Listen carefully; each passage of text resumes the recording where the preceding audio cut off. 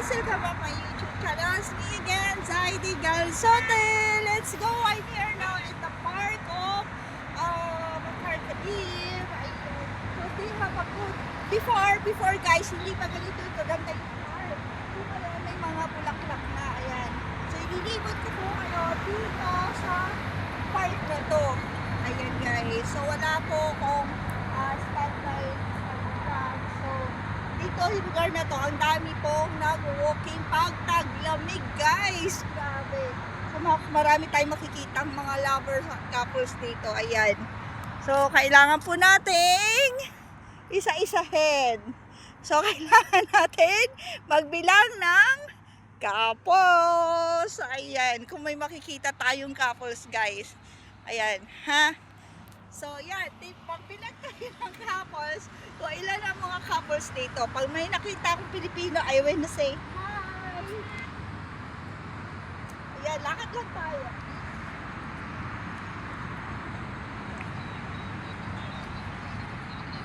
Ayan guys, so makikita nyo guys.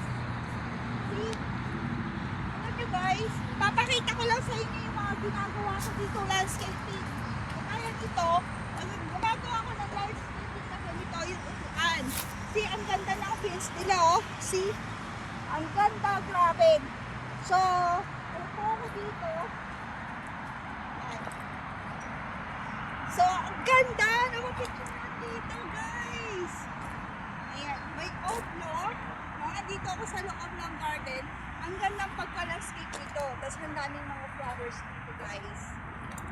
Ayan. Kita nyo ba ako, guys? Ayan. Isa to sa design na pa-oblong. Yung susunod pa circle, pa square, pupuntahan po natin doon. So all my friends here in Qatar, no? If you want to be a landscaping,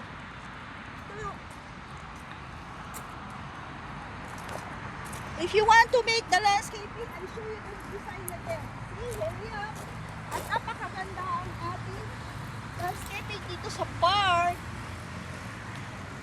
see? Very creative, guys. Dito. Ang ganda. Malaking bato, guys. Napakamalaking stone. Mas maganda kung lalagyan dito ng ilaw, pero hindi. Tingnan nyo yung kabuuan nito. Tapos nilagyan nila ng wood. See? Tingnan nyo guys, oh, may upuan doon. O, diba?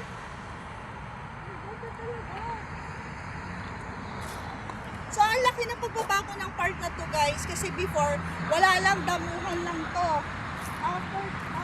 Last 2 years ago, nandito po ako, hindi ganito siya ka-upgrade. Ngayon, tingnan nyo mga konti na mga halaman. Talaga nila is-stop ko. So, kung gusto nyo po magpa-landscape ng design, tawagan nyo lang po ako, Madam Vicky.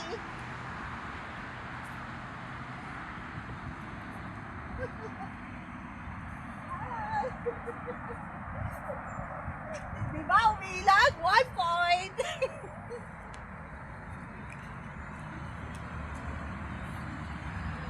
So, saan ko makikita nyo guys, itong tabing park na to, yung mga bahay na malaki-malaki yan, dahil ang mga tinatawag na Sheikh or Sheikha House o Sheikha Palace. Ayan, mga palasyo nila na malalaki. So, ang mga bahay nila dito, more on hektarya guys. Ayan.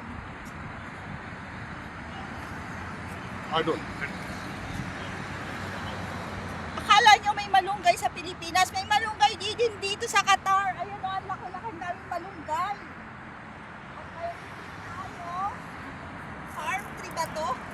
Farm tree, ditch, small ditch. So they have a lot of small ditch kasi nga, ayan, bagong tanim pa lang. Ito yung tinatawag na small ditch. Hindi pa lang siya bagong tanim ng small dates kasi nga yung katabi nito is palasyo. Palas ng isang sheikha or sheikh. So, lahat yan small dates parang ginawa na nilang farm din. Kaya kung nakikita nyo lahat yan, puno ng dates. Ayan. So, ganyan pa lang siya. Pag baby pa lang yung trees ng dates is maliliit pa lang. Pag tumangkad na yan, saka na yan mamumunga. I don't know how many months bago mamunga. Hindi ko pa alam kung ilang buwan bago siya mamunga. So biro nyo, mula doon hanggang dito palasyo yung bahay. Dito, ikta-iktarya ang kanilang mga bahay. Ayan. So makikita nyo guys, itong dates na to, may kanya-kanyang tubig. Ayan, para pandilig. Ayan guys.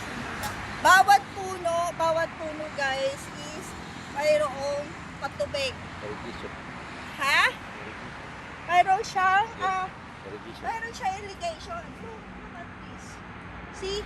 Look at this. They have a circle for irrigation to comes out here na water. Ayan. Andiyan dyan siya.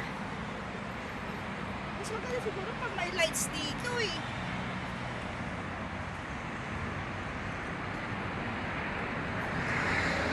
You know how many trees of these palm trees? Dates trees, no? Alam niyo kung ilang talaga? Siguro maximum nasa 60 piraso, 30 by side. Ganun ang pagkakaano ko. Ganun ang pagkaka-hold dito. Ayan, no? Ang lalaki. Tapos, pag lumago na po yan, sa kanila nila itakain, lalagyan po ng design yung kanyang puno. So from here, iikot po kami sa bahay. Ilang kilometers din kami na, no? So good for my heart, no guys? Walking is the best exercise in our life, guys. Ito, unit na unit ko. Alam nyo ba kung magkano to sa Pilipinas, guys? 15,000, 20,000 ito. Peso sa basurahan pa lang yan, guys, ng Qatar. Grabe. Tama din naman ako, di ba? Oh. Ay. Akalain nyo? Alayo na lang nalakad ko. 60 na puno ng dates. Pag namunga yan, alam nyo ba kung magkano at ilang peraso ang bunga ng buong dates na yan? Bibigyan ko kayo ng tricks, no? Kung ilan ang puno na maximum na binubunga ng isang puno ng dates. Bibigyan ko kayo ng clue kung how many pieces yung dates na yan, kung ilan ang binubunga niya. Okay?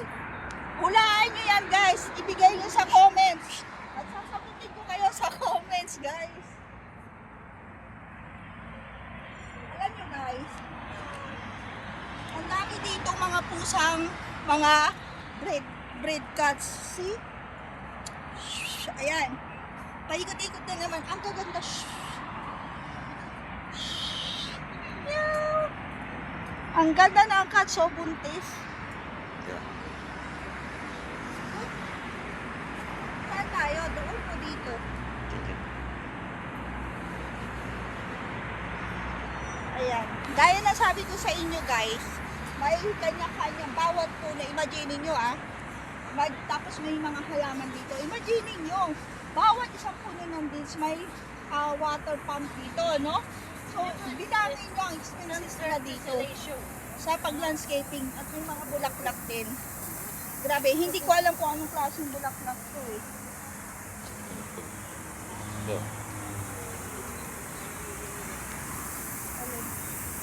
Tubig. Saan na? Ito.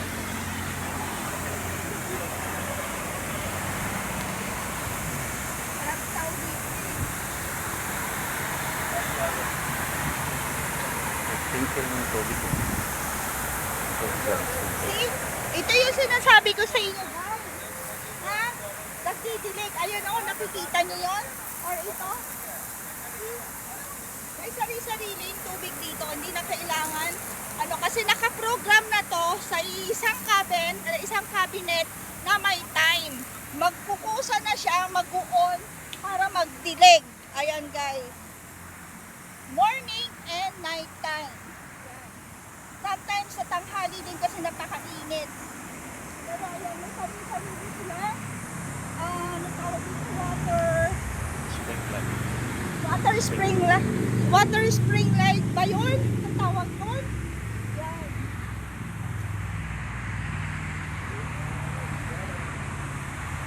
Lalo-lalo na po guys, pag January dito ang daming lights, no?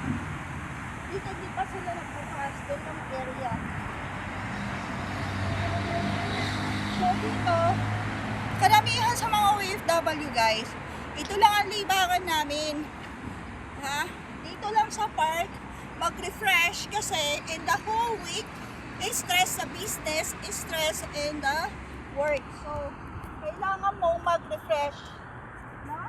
So, kung makikita nyo, yung mga tao, bawal kasi i-video dito guys, yung mga katari na ano kasi,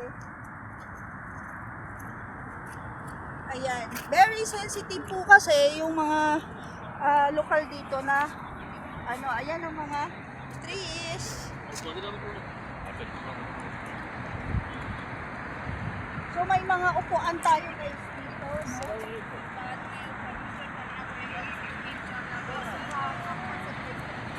mamaya, magpapahinga tayo dito sa McDonald's. May McDonald's din po dito.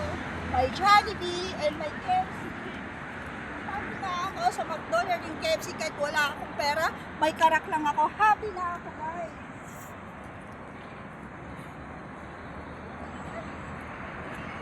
Anyway, this is the garden. Anong tawag dito ulit? Garden Park. Ayan, ng Older Port Patarkadim. Ayan guys. So, ayan na. Ito na, napakita ko na sa inyo ang asyenda ng one of the sheikh or sheikha, no? Na maraming puno ng dates. Hindi lang po 60. Siguro 100 trees to.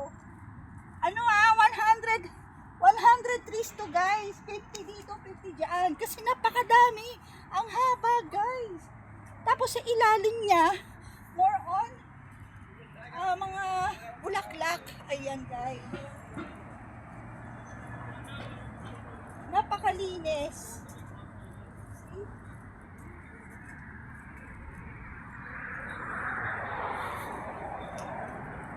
So alam nyo guys, ang tinatanong, ang mayroon din dito ang tinatawag na Kalachuchi trees. Ayan. Yung sinasabi na Kalachuchi trees. Ayan, yung mga bulaklak na rin. Ito ang tawag sa atin dito. Pomelo. Yung camera ko nandun, dito ako nagsasalita. Diba? At ang tawag, ito dito na lang, dito. See? Nakikita niyo yung dahon, guys. Para siyang abaka. Para siyang palm trees. Ayun, para siyang pandan din, no? So, ito ginagawa na, alam niyo yung parang ginagano ng parang ano ba yun? Yung banig or yung hat, yung pangwalis, parang nyog yun. Pero hindi. Ano ba? Ay! Sige! Muntik na ako.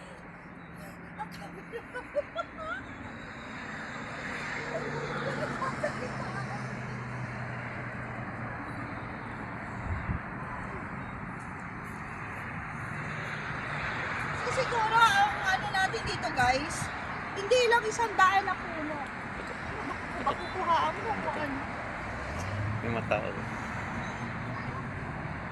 Ilan kaya ang gift ito, no? How many deep this one, no? Siguro mga 5 deep yan. 5 meter. 5 meter na maximum.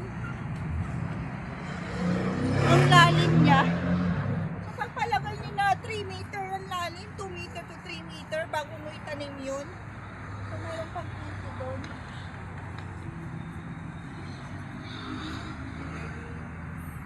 Yan. Ano naman kaya ang trees to? Ba't dito part 3? Pero nyo, nakakamis. Grabe.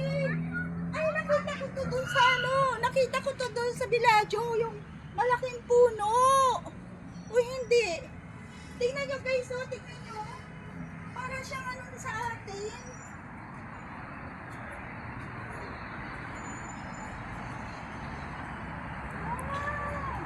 Alam ko na. Guys, puno ng dates to na iba-ibang varieties ng dates. Kasi may mga malalaki. So malalaking puno to. Baka ganun siguro. Iba-ibang variety ng ano ng dates, guys. Kasi yung shape ng puno niya, ang laki. Ang laki-laki. Oh, grabe. Oh, diba? Ganda dito. First time ko lang nakita to, guys. Grabe. First time. Kasi ito lang, guys. Namimiss ko na pumunta sa farm. Kaya ganito po ko kasaya. Ayan. Nagsasalita pa ako eh. Sayang yun dun. Ano? Iganon mo. Tao. Ha? Yung tao ba?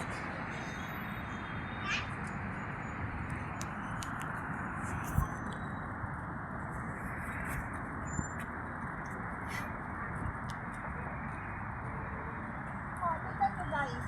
Dito naman sa area to, matatangkad na paninipis po yung dahon nila. Ganyan siya pag tumangkad guys. At kung makikita nyo, madilim lang kasi. Ayun, may konting bunga na siya.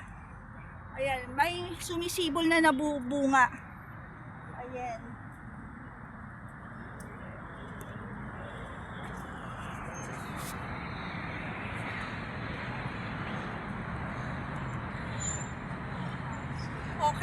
Okay na? Please subscribe my YouTube channel, like and share, and bell the button notification, and please comment down below. I-comment nyo kung ilan ang bunga ng isang tree ng dates. Okay guys? God bless guys, and I love you. God bless. Bye!